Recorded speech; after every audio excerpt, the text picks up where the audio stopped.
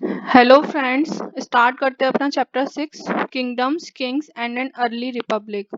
राज्य, राजा और प्राचीन गणतंत्र। गणतंत्र क्या होते हैं? गणतंत्र वो देश या वो राज्य जिनमें उनके प्रमुख का को नियुक्त किया जाता है चुनाव के द्वारा, ना कि हेरिडिटरी। जैसे कि इंडिया है, इंडिया के जो राष्ट्रपति हैं उनका चुनाव किया जाता है। और कुछ दूसरे देश हैं जैसे कि ब्रिटेन है या जापान है, यहाँ पे जो उनके प्रमुख होते हैं वो राजा होते हैं, या ब्रिटेन में जैसे कि क्वीन है, तो वो हेरिडिटरी बनती हैं। उनके उनका एक राजवंश है, उस राजवंश के लोग ही वहाँ के प्रमुख होंगे, हेड ऑफ द स्टेट होंगे। लेकिन इंडिया में ऐसा नहीं है। तो इंडिया क्या है? एक रिपब्लिक है। हमारे राष्ट्रपति का चुनाव किया जाता है और हेरिडिटरी सिस्टम नहीं चलता है हमारे यहाँ।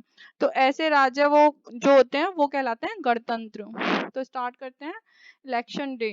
Shankaran woke up to see his grandparents all ready to go and vote. They wanted to be the first to reach the polling booth. Why?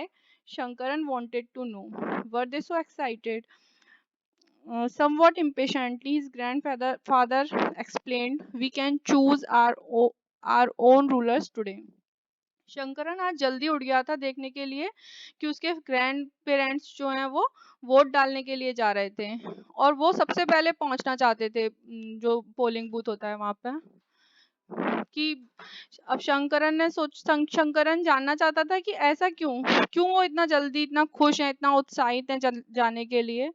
तो उसके ग्रैंड फादर, उसके जो दादाजी थे, उन्होंने बताया उसको कि हम लोग आज अपने रूलर्स, अपने शासक चुनने जा रहे हैं।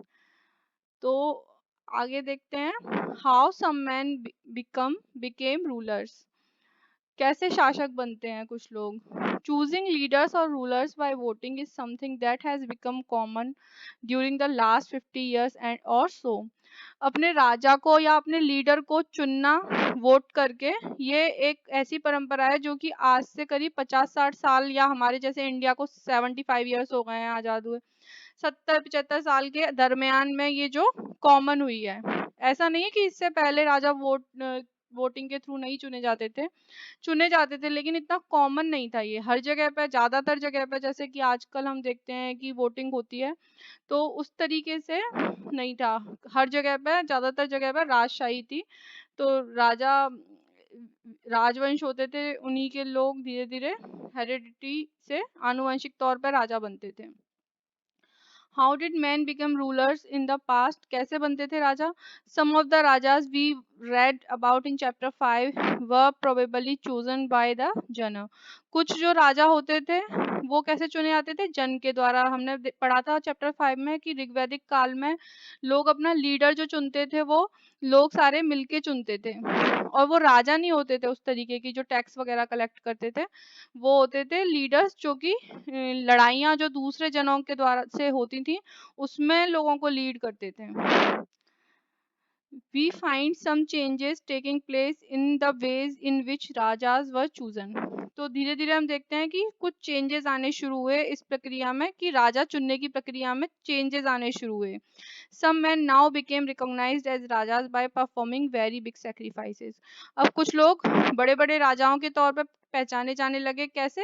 यज्ञ करके, बड़े बड़े यज्ञ परफॉर्म करते थे और उन बड़े बड़े सैक्रिफाइसेस करते थे, तो उनको वो बड़े राजा बन जाते थे। तो देखते हैं कैसे बनते थे। द अश्वमेध और horse sacrifice was one such ritual. A horse was let loose to wander freely and it was guarded by the Raja's men. If the horse wandered into the kingdom of other Rajas and they stopped it, they had to fight. If they allowed the horse to pass, it meant that they accepted that the Raja who wanted to perform the sacrifice was stronger than them. तो अश्वमेध यज्ञ है, या फिर एक और यज्ञ होता था राजसूय यज्ञ। तो इस तरह के यज्ञ किए जाते थे, और जब ये यज्ञ पूरे हो जाते थे तो राजा जो है वो और बड़ी जमीन के मालिक हो जाते थे। कैसे होते थे? कि इस अश्वमेध यज्ञ में एक घोड़े को छोड़ दिया जाता था, कुछ उस पर रिचुअल्स परफॉर्म करके उसको छोड़ दिया जाता था। फ्री घूमने के लिए। अब ये जो हॉर्स होता था, इसकी जो रक्षा है वो राजा के सिपाही करते थे। अब ये राजा जब ये हॉर्स दूसरे राजाओं के क्षेत्र में चला जाता था, तो कुछ राजा जो उसको पकड़ेंगे, जो उसके क्षेत्र में आ गया है, तो उनको उस राजा से युद्ध करना पड़ेगा जिसने कि हॉर्स को छोड़ा है या जो यज्ञ कर रहा है। और अगर वो उसको अपने क्षेत्र में से चला जाने देता है ऐसे फ्रीली, तो इसका मतलब ये है कि उसने उसकी सुपरमेसी स्वीकार कर लिया दूसरे राजा की जिसका घोड़ा है, या तो इसका मतलब कि वो उसकी जमीन का भी एक तरीके से मालिक हो गया है। तो इस तरीके से राजा जो है वो अपनी शक्ति को और बढ़ाया करते थे। तो इस तरीके से अगर मानो राजा ने चले जाने दिया, तो इसका मतलब उन्होंने मान लिया है कि जो राजा यज्ञ कर रहा है वो उनसे ज्यादा पावरफुल है।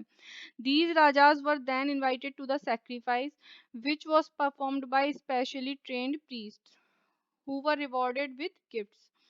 तो अब जब ये राजा उसकी सुपरमेसी स्वीकार कर लेते थे दूसरे राजा की जिसने जो यज्ञ कर रहा है, तो फिर इन राजाओं को उनके यज्ञ में बुलाया जाता था। और ये यज्ञ कौन परफॉर्म करवाता था? ये जो प्रशिक्षित पुजारी पुरोहित होते थे वो इस तरह के यज्ञों को परफॉर्म करते थे। और इन पुरोहितों को बहुत सारे गिफ्ट्स भी दिए जाते थे, उपहार दिए जाते थे इसके बदले में। The raja who organised the sacrifice was recognised as being very powerful and all those who came brought gifts for him. तो ये राजा जो कि यज्ञ को करवाता था, वो बहुत ज्यादा शक्तिशाली फिर मान लिया जाता था। और जो सारे राजा उसके यहाँ पे आते थे यज्ञ में, वो उसके लिए बहुत सारे उपहार लेकर आते थे। The raja was a central figure in these rituals. He often had a special seat, a throne और अ टाइगर स्किन। तो ये जो राजा यज्ञ करवाता था, वो इस तरह की परंपरा, इस तरह के अनुष्ठानों में वो एक मेन मेन वो ही होता था। और एक स्पेशल उसकी बैठने की एक विशेष सीट होती थी, जो कि एक सिंहासन होता था सबसे ऊंचा, या फिर एक वो टाइगर की जो स्किन आपने देखी होगी पुराने समय में के फोटोज वगैरह में, कि जो शेर या चीते की खाल है उस पे वो बैठते थे। His charioteer, who was his companion in the battlefield and witnessed his exploits, chanted tales of his glory. और उस राजा का जो सारथी होता था, सारथी वो होते हैं जो रथ चलाते हैं। पुराने समय में रथ होते थे, चार पहिए की गाड़ी टाइप होता है जिसमें को कि घोड़े खींचते हैं। तो उसमें जो राजा का उसको जो चलाता था वो होता था सारथी। तो जो सारथी होता था वो युद्धों में उसका साथी होता था राजा का। और उसकी सारी जो उसने युद्ध में जो कारनामे दिखाए हैं उन सब का वो गवाह होता था। तो वो उसके शौर्य की गाथाओं को गाकर सबको बताता था। His relatives, especially his wives and sons, had to perform a variety of minor rituals. और जो राजा के रिलेटिव्स, बहुत रिश्तेदार वगैरह होते थे, विशेष रूप से उसकी पत्नियां, पुराने समय में कई सारी, एक ही राजा की कई सारी पत्नियां होती थी। और उसके जो पुत्र होते थे वो बहुत सारे छोटे छोटे अनुष्ठान करते थे। The other rajas were simply spectators who had to sit and watch the performance of the sacrifice. और जो दूसरे राजा इस तरह के अनुष्ठानों में आते थे वो सिर्फ मूक दर्शक बने रहते थे, मतलब उनको सिर्फ बैठना होता था और वो सारे ये देखते रहते थे।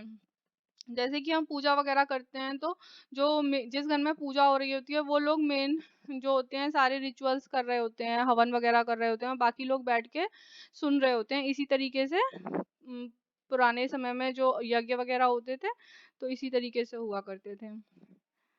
The priest performed the rituals, including the sprinkling of sacred water on the king.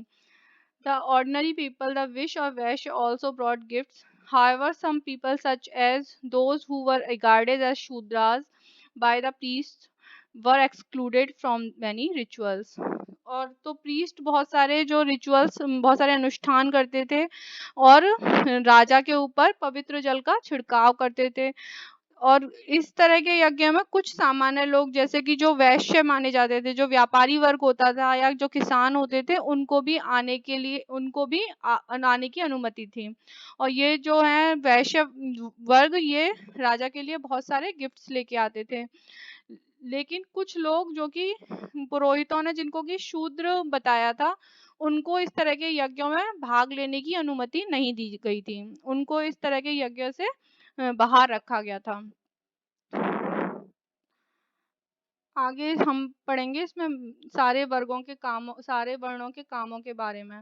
Make a list of all those who would be present at the sacrifice, which are the categories that are described in terms of their occupation. तो occupation के आधार पर कौन कौन से वर्ग इसमें भाग लेते थे, वर्ण इसमें भाग लेते थे। तो हमारे तो पुरोहित तो थे ही थे, क्षत्रिय जो राजा होते थे वो थे, वैश्यों को भी अनुमति थी, केवल शूद्रों को ही इससे में शामिल होने से मना कर दिया गया था। ठीक है। We have many books that were composed in North India, especially in the areas drained by the Ganga and the Yamuna. During this period, these books are often called later Vedic because they were composed after Rig Veda, about which you learned in chapter 5. तो हमने देखा है कि हमारा जो north India वाला part है, जो विशेष रूप से गंगा यमुना का मैदान है, इसमें बहुत सारी ग्रंथों की रचना हुई है। और इस पीरियड को, इन किताबों को ये जो ग्रंथ हैं इनको बोला जाता है उत्तर वैदिक या लेटर वैदिक बोला जाता है, क्योंकि इनकी रचना जो है वो ऋग्वेद के बाद हुई है। तो इसमें कौन कौन सी ग्रंथ शामिल हैं जिनकी रचना ऋग्वेद के बाद हुई है। These includes the Samaveda, Yajurveda and Atharvaveda as well as other books. These were composed by priests and described how rituals were to be performed.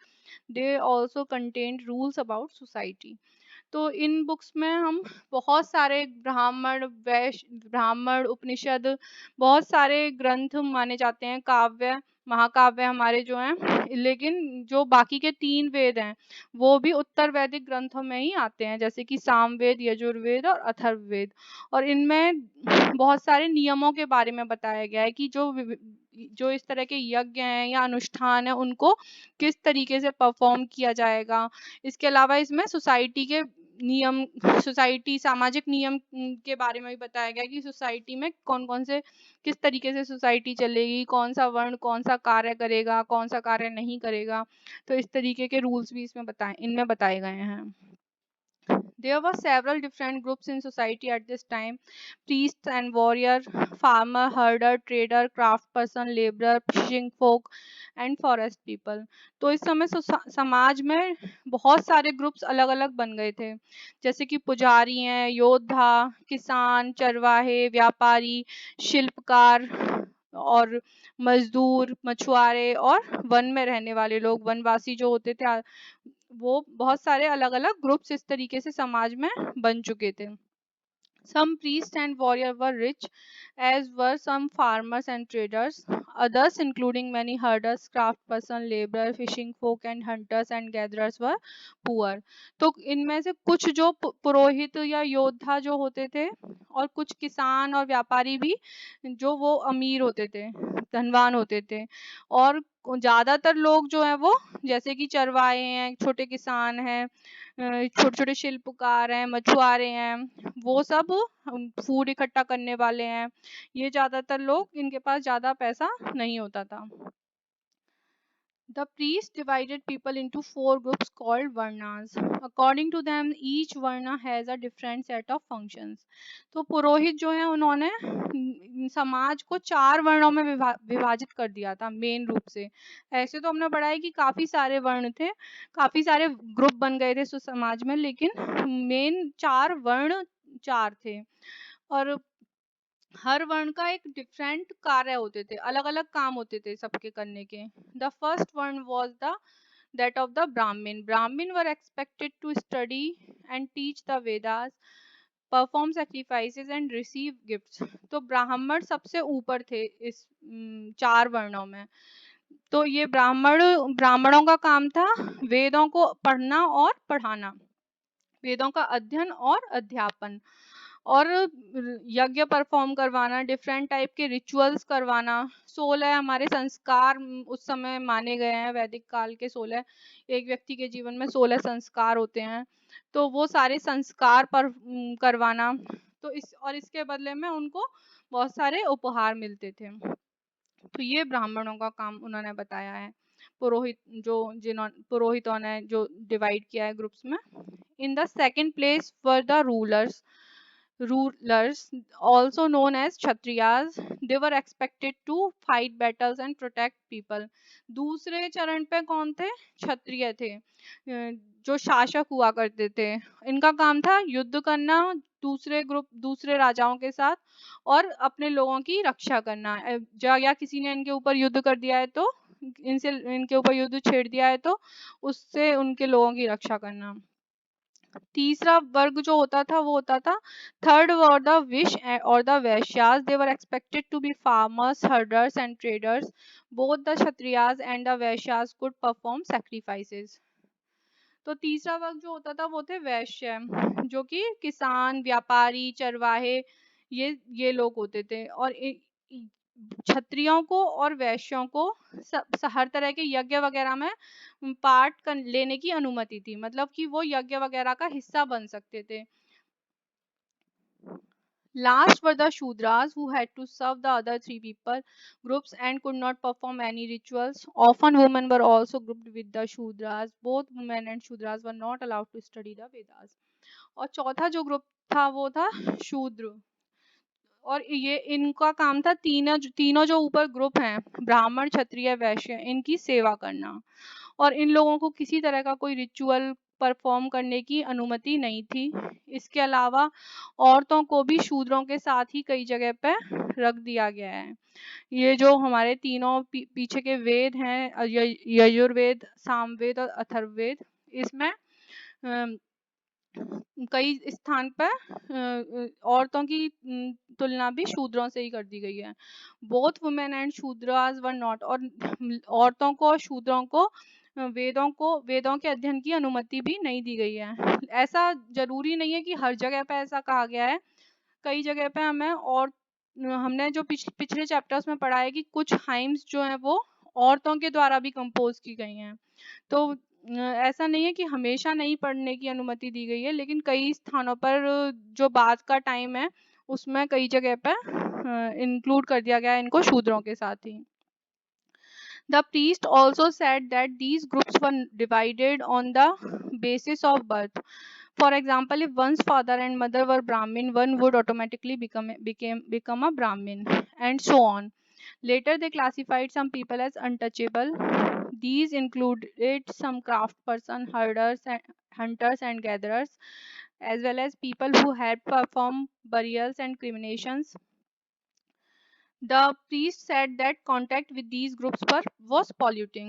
तो बाद में और जो पुरोहितों ने ये कहा है कि ये ग्रुप जो है वो बाद में ऐसा हो गया कि पहले तो कर्म के आधार पर विभाजन था कि जो अच्छा पढ़ाई अच्छा कर रहा है, यानी जो वेदों का अध्ययन कर रहा है वो ब्राह्मण है, जो लड़ाई युद्ध का काम कर रहे हैं वो क्षत्रिय वर्ग में आ गए, जो चरवाहे या किसान है वो वैश्य वर्ग में आ गए, और जो दूसरे काम इस तरह के जो शव दफनाने का है या जो सफाई का कार्य कर रहे हैं वो शूद्र वर्ण में आ गए। लेकिन बाद में ये जो है वो हेरिडिटरी होता चला गया, यानी कि आनुवांशिक हो गया। अर्थात मतलब कि अगर किसी के माँ बाप जो है वो ब्राह्मण है तो उनका बच्चा खुद से ब्राह्मण हो जाएगा, और जो क्षत्रिय माता पिता से पैदा हुआ है वो क्षत्रिय हो जाएगा। इसी तरह से जो शूद्र है वो बेचारा शूद्र कहलाएगा, यानी कि उसको वेद वगैरह पढ़ने की अनुमति नहीं होगी। सबसे पहले ऐसा नहीं था, बाद में धीरे धीरे ये जो वर्ण व्यवस्था है ये जन्म के आधार पर डिवाइड होती चली गई, और बाद में कुछ लोगों को अनटचेबल मान लिया गया, यानी वो शूद्र का काम करते हैं उसमें भी कुछ नीचे होते चले गए। जैसे कि कुछ जो कि शव दफनाने का या दाह संस्कार का कार्य करते थे, इनको चांडाल बोला जाता था। ये लोग जो हैं इनको अनटचेबल मान लिया गया, और पुरोहितों ने कहा कि जो इनसे छुएगा वो अपवित्र हो जाएगा। तो इस तरीके से समाज जो है वो धीरे धीरे, सामाजिक नियम है वो जो धीरे धीरे कठोर होते चले गए। Many people did not accept the system of Varna laid down by the Brahmins. Some kings thought they were superior to the priests. Others felt that birth could not be a basis for deciding which Varna people belonged to. तो बहुत सारे लोगों ने इस वर्ण system को accept नहीं किया। राजाओं का मानना था कि कुछ राजा तो मानते थे पुरोहितों की सुपरमेसी, लेकिन कुछ राजाओं का मानना था कि वो पुरोहितों से ज़्यादा पावरफुल हैं और मतलब ज़्यादा सुपीरियर हैं, उनसे ज़्यादा मतलब श्रेष्ठ हैं। और कुछ लोगों का मानना था कि इस तरीके के डिवीज़न का जो आधार है वो जन्म नहीं होना चाहिए, बल्कि कि लोगों का कर्म होना चाहिए, कि लोग किस तरह का काम करना डिसाइड करते हैं उसके आधार पर उनको उस वर्ण से बिलोंग करना चाहिए। Besides, some people felt that there should be no differences among us people based on occupation. इसके अलावा कुछ लोगों का ये भी मानना था कि जो कार्य है, जो लोग ऑक्यूपेशन है, उनका काम धंधे हैं, उनके आधार पर लोगों में कोई अंतर नहीं किया जाना चाहिए। Others felt that everybody should be able to perform rituals. कुछ लोगों का मानना था कि सबको रिचुअल्स परफॉर्म, जो अनुष्ठान है या यज्ञ है उसमें सबको भाग लेने की अनुमति होनी चाहिए, जबकि इसमें शूद्रों को और महिलाओं को एक्सक्लूड कर दिया था पुरोहितों ने। तो कुछ लोगों ने इसका विरोध किया। And others condemned the practice of untouchability, और कुछ लोगों ने छुआछूत की ये जो परंपरा है इसका विरोध किया। Also there were many areas in the subcontinent such as the north east where social and economic differences were not very sharp and where the influence of the priest was limited. ऐसा नहीं है कि जो हमारा Indian subcontinent है उसके हर area में इस तरह की चीज़ें हो रही थी। ज़्यादातर जगह पे इतने डिफरेंसेस नहीं थे, जैसे कि नॉर्थ ईस्ट वाला पार्ट है हमारा, पूर्वोत्तर वाला, सेवन सिस्टर्स वाला पार्ट जो है, वहाँ पे इस तरह के सामाजिक आर्थिक डिफरेंसेस नहीं थे, बल्कि इतने शार्प नहीं थे। मतलब कि थोड़े बहुत इकोनॉमिक डिफरेंसेस तो हर रीजन में होते हैं, कोई अमीर होता है कोई गरीब होता है, लेकिन उसके आधार पर समाज में इस तरीके का भेदभाव नहीं था। और इस एरिया में जो है पुरोहितों का प्रभाव भी इतना ज़्यादा नहीं था। पुरोहितों का प्रभाव जो है वो हमारा जो बेसिक कली जो गंगा यमुना का मैदान वाला एरिया, जहाँ पे ऋग्वेद वगैरह हमारे जो वेदों की रचना हुई, यहाँ पर पुरोहितों का ज़्यादा प्रभाव था, बाकी एरिया में इतना प्रभाव नहीं था। तो यहीं पे फिनिश करते हैं। Thanks for watching.